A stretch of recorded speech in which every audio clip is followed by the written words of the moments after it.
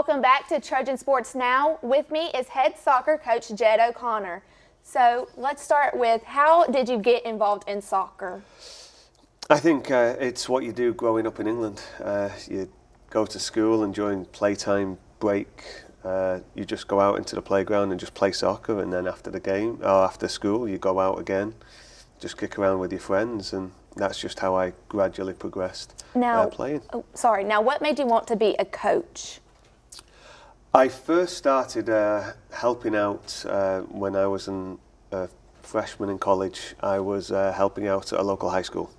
That was okay, but then as I went through my college years, as a senior, I began to help the women's team at my college, and I think from the first couple of weeks onwards from there, I thoroughly enjoyed it and wanted to carry on. And how did you hear about the head coaching job at Troy? I'm actually good friends with the previous coach, Jason, and myself and Joe, my current associate head coach, we were actually in his wedding. So we'd been up to camp here before, we knew about Troy, and so just from chatting with Jason on and off over time, we heard about the vacancy, and fortunately enough, I was picked. So you just said you've been to Troy a couple of times. What drew you to Troy?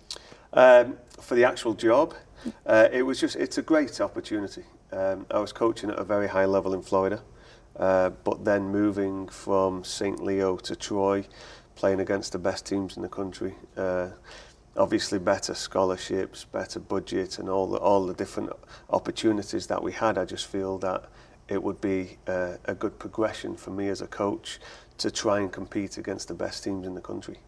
So why'd you decide to take the job? Apart from the paycheck? No, I think that playing against the teams, the Florida States, the Floridas, the Alabamas of this world, obviously we're close to Florida, so I know a lot of the recruiting contacts that are still available in Florida, and so the opportunity was simply too good to pass up.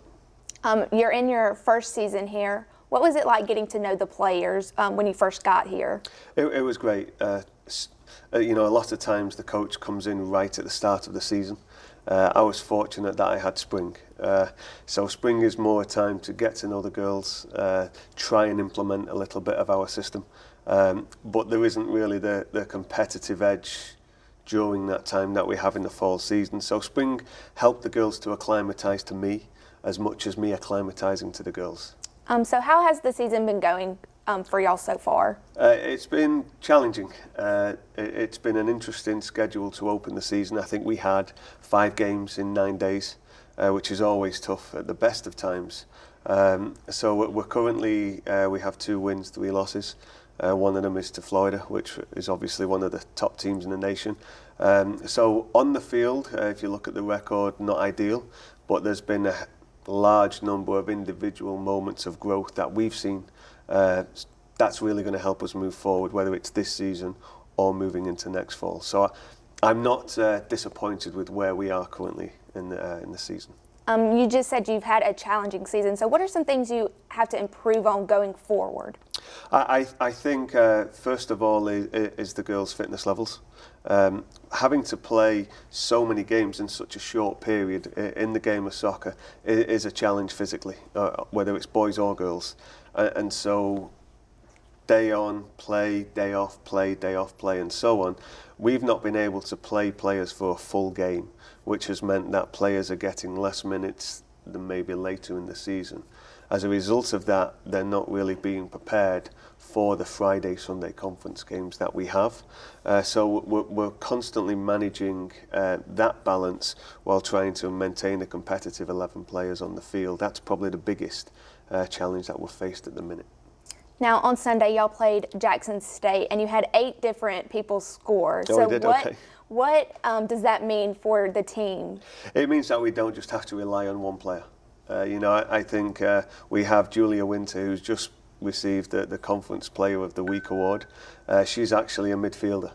I think she scored 3 goals in 3 games. 2 of them are headers, and she's one of the smallest players out there. So I think it shows that we've got diversity in our attack, and that we're not just reliant on the one player who's going to score goals. And in that game, a handful had their first career goals. So what was it like watching them get their first goal in college? It was more exciting watching the girls that were currently on the bench when they scored. I think one of the girls, Annie Calais, she was one of the players that we brought over from the club team. And I think it's just been such a culture shock to her. But she scored her first goal, and I think it was the 7th goal of the game. And you'd think that the bench were just erupting like we'd just won the conference final. And then a couple of minutes later, Annie's like, I need to come off, I'm tired. And she'd played like 20 minutes. So it's been exciting and fun for them. But we're trying to get as many of the girls as much time on the field as we can. And earlier you said you are 2-3 right now. So what is the message to the team moving forward? It's a process. These games, we could be 5-0 or 0-5. It's got no relevance to the conference standings. And so as long as they're aware of where we're trying to get to, and from September the 15th onwards, what we're looking to try and achieve, then we're going to be honest to them, we've spent a great deal of time talking and discussing about what our long-term plans and goals are. And so at the minute, they seem to be doing very well with that indeed. There's always a positive in everything. So what are some positives you've taken away from the losses? The experience, the manner that we've given up some of the goals has been more so on our mistakes, which is something that we can control, work on and rectify moving forward. But also the players getting to understand how I want them to play and how much work we expect them to do on the field. So it's been a good process, and I can't have anything negative to say about the effort that the girls have put out. And this week you head to the Jaguar Classic to take on Jacksonville State and Alabama. Yep. What do you have to do to prepare to take on these teams? Well, first of all, we hope it stops raining so we can actually get out on the field. But then just continue to implement what we've been working on. It's going to be a tough weekend, travelling away, certainly playing Friday, and then our second game against Alabama, who have just beaten Florida State. So I think it's going to be a challenging weekend, but again, the result is one aspect. Our long-term plan of where we're looking to get and what I'm looking to get out of each and every player is at this point in time more important to me than the individual result. And earlier you mentioned Julia Winters winning the Sun Belt Conference Player of the Week. What does she bring to the team? Oh, she's great. Just seeing Jules at training every day, it's like she's got at times the weight of the world on her shoulders, just the way she runs. But technically she's gifted. She's got vision, she's got skill, she's got speed. Obviously would love her to be taller. But she just brings also in the locker room some comedy relief to the girls as well. And obviously when it's a challenging time, making sure the girls are laughing and having a good time and enjoying themselves is very, very important. And Julia definitely brings that. Okay, now moving on from soccer to you personally. Oh, boy. By the accent, I can tell you are not from here, so Nope. Why don't you tell everyone where you're originally from? Originally from England, although came over here to go to college, and I've been here basically ever since I came over for college. And what was the adjustment like moving from there over here? I was too young at the time to realise, but it was huge. I'm from Manchester, which has 6 million people. And I moved to a town which has 2 gas stations and 2 traffic lights.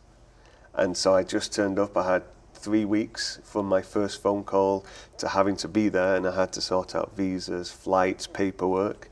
And so it took me a year, and it was only by my second year there that I was like, whoa, this is way different. But hey, it was warm, it was sunny, I loved it. And did your family make the move with you here to Troy? No. The parents, they're still living overseas, but they come over every Christmas. So I'm sure Mum's going to be here for 7 or 8 weeks at Christmas with me. Now, the South is known for fried food. Do you have a favorite fried food? I like all of it. I've got to watch though, because I've got to try and keep fit with the girls. I do love the food down here though. I mean, give me any barbecue food any day, I'll take that. And lastly, how has the welcoming from the Troy community been to you? Speechless. We had our first spring game, and I turned around and looked at the number of people in the stands, and the stands were nearly full, and it was a spring game. It's been fantastic. I've got no complaints whatsoever. It's a great place to be. All right, well, I want to thank you for joining us today. Thanks for having me. Stay tuned for what's coming up this week in Trojan Athletics right after this.